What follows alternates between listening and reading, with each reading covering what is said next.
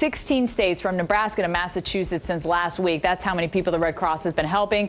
Joining us via Skype this morning from Philadelphia is Dave Schrader. So, Dave, how many centers do you have open across the country?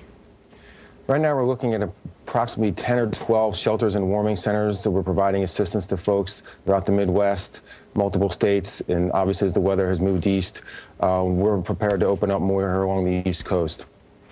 How do you determine when you're going to open up a shelter? How cold does it have to be?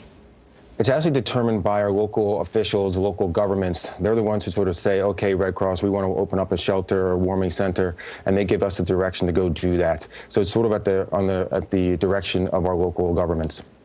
Let's talk about the blood drives that have been canceled due to the cold and the snow. Yeah, basically there's been more than 100 blood drives across the country had to be canceled. So there's a shortfall of blood right now.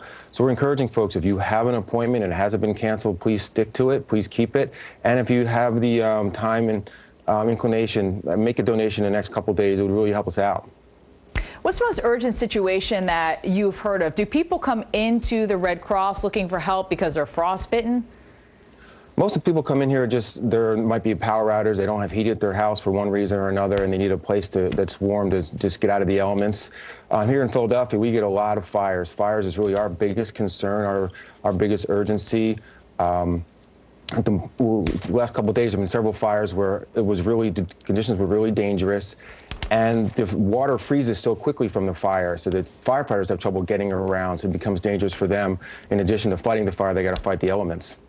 Yeah, all right. Dave Schrader with the Red Cross, thank you for all of your work. Everyone are volunteers at the American Red Cross, which is something I love and I love to point out. So thank you to everyone who serves the Red Cross.